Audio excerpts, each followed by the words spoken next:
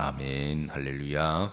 오늘 하루도 하나님의 은혜와 사랑 가운데 드렸던 찬송시처럼 여러분 영혼이 편안하시고 또 주님과 동행하시는 복된 하루가 되시기를 주의 이름으로 축복합니다. 자, 어제 말씀 이어서 찬송과 영광을 받으시기에 합당하시고 마땅하신 하나님이라고 하는 이제 말씀을 이어서 봅니다. 어제 우리가 6절 말씀을 조금 깊이 암송하자 그랬죠. 찬송하라. 누구를? 하나님을 찬송하라. 찬송하라. 누구를?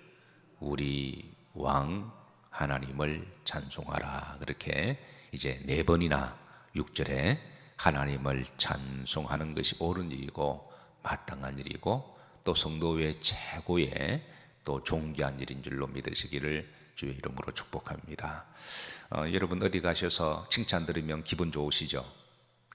누가 여러분을 칭찬하거나 여러분을 존귀 여기면 사람이 또 그 맛에 살아가기도 해요. 누가 나를 인정해주고 나를 귀히 여겨준다는 그게 참 기분 좋고 살맛나게 하듯이 마찬가지로 하나님의 성도님들을 통하여 찬송과 존귀를 받으시기에 원하십니다.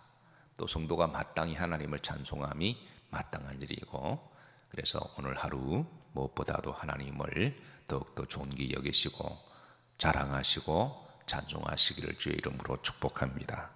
자, 오늘 이제 본문에는 6절뿐만 아니라 7절에도 보시면, 자, 7절에 하나님은 온 땅에 모이심이라 왕이심이라 지혜이시로 말지어다 찬송할지어다. 일종의 명령형이죠. 찬송할지어다라고 좀 강조를 하고 있습니다. 자, 9절에도 9절 흐름지를 보시면 그는 높임을 받으시리로다. 이렇게 하므로 이 시인이 의도적으로 찬송을 해야 함을 여러 번 강조를 해주고 있습니다. 자, 우리가 어제 말씀에 성도가 하나님을 찬송하는 것이 마땅한 일인데 그 이유 5가지를 우리가 간단하게 살폈어요. 첫 번째는 하나님은 지존하신 하나님이시기 때문에, 두 번째 하나님은 두려우신 하나님이시기 때문에, 세 번째 하나님은 온 땅의 큰 왕이시기 때문에, 네 번째는 만민을 나라들을 복종케 하시고 통치하시고 다스리시는 하나님이시기 때문에, 그리고 5번째는 기업을 따라서 하십니다. 기업을 주시는 하나님이시기 때문에, 하나님이 준비하신 기업이 많다 그랬죠. 성경에 보면 기업이 많다 그랬습니다. 기업을 또 다른 말로 또 유산, 상속이라고 그렇게 또 번역이 되는데요. 하나님이 우리를 주실 기업이 참으로 많습니다. 그리고 많은 기업들, 뭐 땅도 기업이고 또 자식도 기업이고, 그리고 또 물질에 그것도 기업이시고, 또 달란트도 기업이고, 또 하나님이 우리를 위한 기업이 많이 있는데 그 중에 최고의 기업은 하나님이 나의 기업이 되신다라고 하셨으니 하나님이 여러분들의 기업이 되시기를 주의 이름으로 축복합니다. 자, 오늘 6번째 보시면, 자, 우리가 찬송해야 될 이유를 시인이 또 밝힙니다. 5절인데요. 자, 5절 합독하십니다. 하나님께서 절군 함성 중에 올라가시며 여호와께서 나팔 소리 중에 올라가시로다. 자, 이 말씀은 이스라엘의 어떤 그런 삶을 이해하지 못하면 좀 이해하기 힘든 말씀인데요. 이 하나님이 올라가신다, 이 절군 함성 중에 올라가신다, 이 말은 이스라엘은 전쟁을 할 때면 항상 법궤를 먼저 앞에 이제 모시고, 제사장은 이제 법궤 앞에 나팔을 불고, 레위 자손 고라의 후손들은 법궤를 어깨에 메고, 그리고 이제 먼저 올라가면 나팔을 불고 법궤 올라가면 이스라엘 백성들이 함성을 부르며 올라가는 그 모습을 은유적으로 이 찬송하는 것에 대한 배경을 설명하고 있어요. 이 법궤는 하나님의 임재를 상징하기 때문에, 그래서 전쟁 중에 하나님이 우리와 함께 하시면 승리하심에 대한 찬송을 말씀하고 있습니다. 이스라엘 역사를 보면 수없는 전쟁을 치루었습니다. 그런데 돌이켜보니까 하나님이 항상 함께 하시는 전쟁은 그 수가 적어도 승리했습니다. 그런데 전쟁에 실패한 전쟁은 가만히 돌이켜보니까 그 수가 아무리 많고 아무리 준비를 잘하고 무기가 많아도 인간의 힘과 인간의 어떤 욕심으로 하나님과 관계없이 자기 욕심으로 한 전쟁은 다 실패를 했어요. 그래서 오늘 시인은 하나님이 함께 하실 때는 하나님은 우리와 또 승리하게 하실 하나님을 전쟁 중에 찬송을 받으시기에 마땅하시다 고백하고 있는데요. 때로는 사는 게 전쟁입니다. 우리가 살아가는 게 전쟁이죠. 그래서 어떤 사람은 하나님께 충분히 기도하고 하나님의 뜻을 발견하고 그래서 성령의 감동이 되시면 그래서 그렇게 일을 처리하는 사람이 있는가 하면 어떤 사람은 자기가 다급하고 그리고 자기 어떤 사심이나 어떤 욕심이나 다른 이유 때문에 일을 하게 되면 그거 나중에 반드시 이제 결과도 좋지 못하고 열심히 살았는데 남는 것은 없고 이 고생만 하는 경우를 많이 봐요. 그래서 여러분 잘 아는 불신앙과 욕심과 서둘러서 세상적인 풍속에 따라 그렇게 해서 낳은 자식이 바로 이스마엘이잖아요. 사라가 욕심으로 세상의 풍속에 따라 그렇게 해서 낳은 아들이 이스마엘이고 그 이스마엘 때문에 나중에 사라가 눈물 콧물 다 뺍니다. 그래서 항상 다윗의 신앙은 전쟁을 할 때 하기 전에 항상 여호와여 제가 올라가리까 충분히 기도하고 성령께서 감동을 주시면 하나님의 영광을 위한 것이 분명하면 그 다음부터 목숨 걸고 그렇게 열심으로 이제 전쟁을 했고 그러나 아무리 개인이 하고 싶고 욕심이 있어도 하나님 응답지 않으면 그거를 포기하고 또 하지 않는 것이 바로 다윗의 신앙이죠.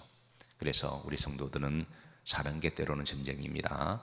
어떤 일을 하고 결정할 때 항상 내 욕심이나 내 영광이나 내가 뭐를 어떤 그런 개인적인 사심이 없는지 한번 점검해보고 그러나 이것이 하나님의 영광이다. 이게 하나님 기뻐하신 일이다. 그렇게 성령께서 감동을 주시면 그렇게 하시면 반드시 승리하실 줄로 믿으시기를 주의 이름으로 축복합니다.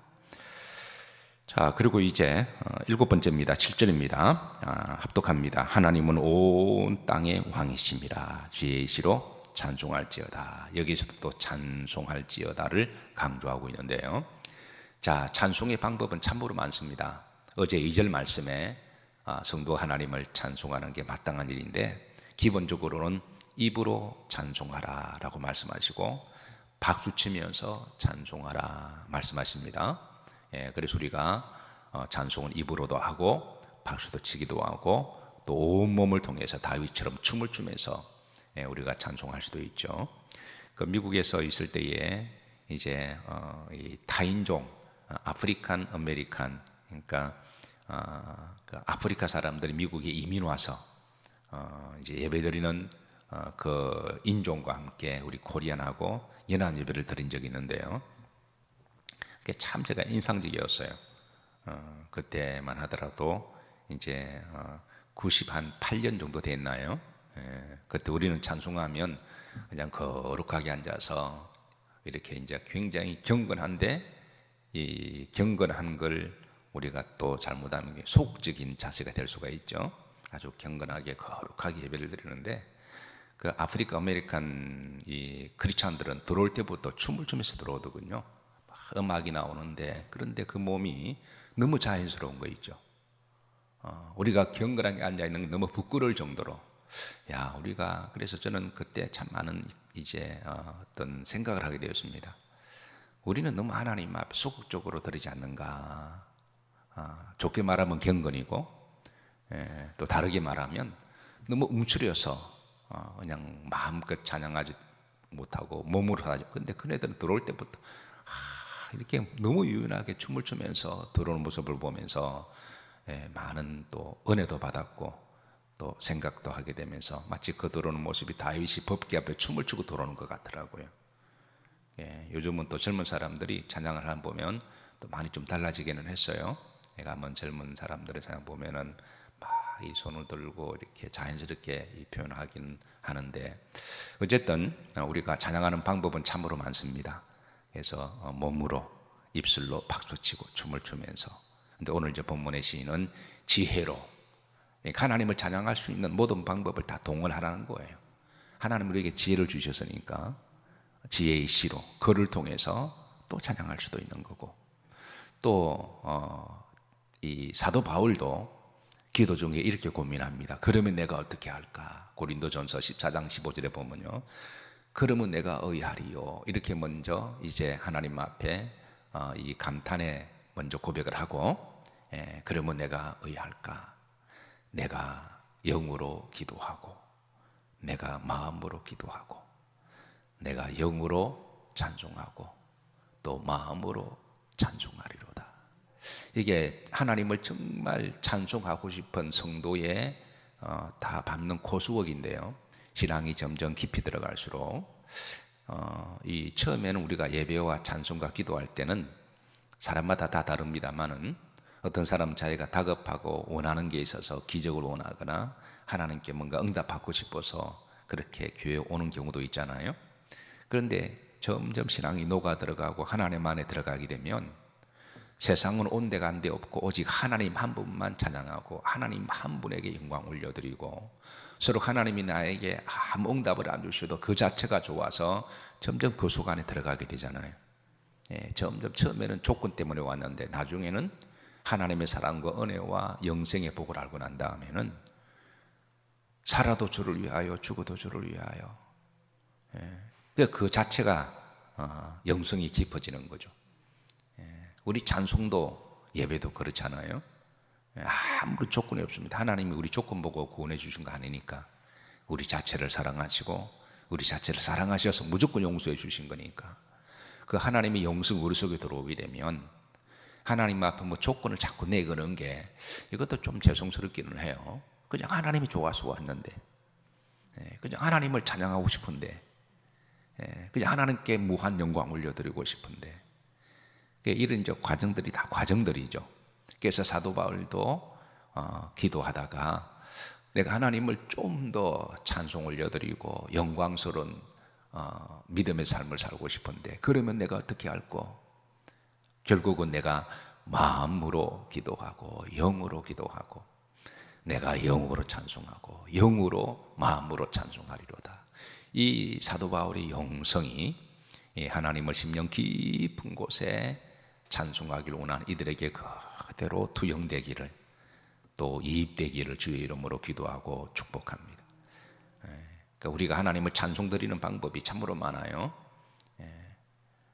입으로, 몸으로, 마음으로, 그리고 내 삶을 통해서, 내 인격을 통해서, 성도의 행실을 통해서, 전도를 통해서 우리가 찬송할 수 있는 방법이 많은데, 하여튼 지혜를 다 짜내서 우리에게 지혜를 주셨으니까, 말도 아다르고 어다르잖아요. 똑같은 말도 우리 하나님께 찬송 올려드리는, 영광 올리는 방법도 우리가 지혜를 짜서 하나님께 찬송할지어다, 그렇게 이제 알려주고 있습니다. 자, 그리고 이제 8번째 8절입니다. 높은 보좌에 앉으셨기 때문임을 알려주고 있습니다. 하나님이 뭇백성을 마시며 다스리시며 하나님이 그의 거룩한 보좌에 앉으셨도다 그랬습니다. 하나님의 보좌는 높은 곳임을 알려줘요. 세상의 왕들이 아무리 보좌에 앉아도 그 보좌에서 내려와야 되고, 그리고 그 보좌가 높지 않습니다. 가장 높은 곳 보좌에 영원히 앉아 계실 분은 하나님이신 거죠. 세상의 왕들은 아무리 보좌에 앉아 있지만 내려와야 되고 잘못하면 또 칼치 맞아요. 그래서 하나님은 그렇지 않습니다. 하나님은 영원한 높은 보좌에서 우리를 통치하시고 다스린 하나님이시니까, 그래서 그분께 우리가 찬송을 해야 되고, 계시록 4장에 보면 보좌에 앉으신 하나님 주변에 흰 옷 입은 무리의 성도들이, 구속받은 성도들이 천사들과 함께 하나님을 찬양하는 그런 천상의 계시를 보여주고 계시잖아요. 그래서 우리 성도들의 마음속에 이 땅에서 믿음 생활을 순수하게 잘 하시다가 우리가 하늘 날아가면 흰 옷 입은 무리의 무리들의 성도들의 그 반열에 그게 합류가 되어서 그렇게 찬송하는 것이 여러분과 저의 꿈이 되기를 기도하고 축복합니다. 자, 9절입니다. 9절 다 같이 합독하십니다. 문나라의 고관들이 모임이여 아브라함이 하나님의 백성이 되도다. 세상의 모든 방패는 하나님의 것이며 그런 높임을 받으시리로다. 그러니까 아브라함의 하나님이 백성이시기 때문에 이 말은 아브라함의 하나님은 언약의 하나님이시잖아요. 예, 약속의 하나님이니까 아브람과 이삭과 야곱의 하나님은 곧 나의 하나님이시로다. 이 고백은 하나님 언약의 하나님이십니다. 그래서 하나님 언약을 믿는 자의 찬송을 받으실 하나님이시고, 마지막은 구름절입니다. 세상의 모든 방패는 하나님의 것입니다. 그랬습니다. 방패는 날아오는 화살로부터 막아주는 거죠. 세상에 이 마귀가 쏘는 화살이 있습니다. 고린도전서 15장 55절에 보면 사망아 너가 쏘는 것이 뭐냐? 죄다, 죽음이다.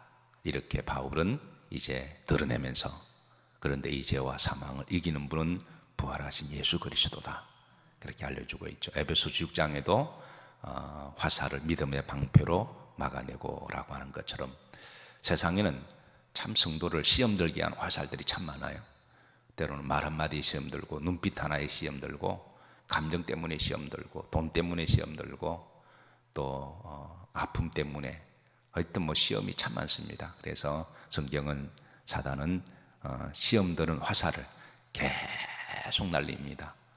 이것을 우리가 뭘 알고 막아내는 게 아니라 기본적으로 성경은 일단 믿음으로 막아내야 돼요. 이거를 뭐 논쟁하고 뭐 따지고 이거를 내가 한번 체험하고, 이건 우리 인간의 시간과 삶이 다 한계가 있는데요. 그러니까 기본적으로 믿음의 방패로 막아내라고 하시고, 그리고 우리가 믿음으로 하면 하나님이 또 다 막아주십니다. 우리가 믿음으로, 뭐든지 믿음으로 다 받아들이면 누가 무슨 말을 하더라도 우리가 좋게 해석하면 되잖아요. 믿음으로 잘 해석하고, 또 하나님이 또 나에게 뜻이 계셔서 또 저런 소리도 듣게 하시구나, 그렇게 또 믿음으로 또 지나가면 또 별 것도 아닌데 그 말을 곱씹고 무슨 의도로 그랬을까, 이렇게 생각하면 또 시험이 되는 거죠. 그래서 믿음의 방패로 그렇게 막아주시는 하나님이시니까 하나님을 찬송할지어다, 그렇게 했는데, 여러분 한평생 하나님을 찬송하시며 살아가시기를 축복하고, 오늘 하루도 여러분 지혜로 모든 방법을 다 동원해서 하나님을 찬송하는 복된 하루가 되시기를 주의 이름으로 축복합니다.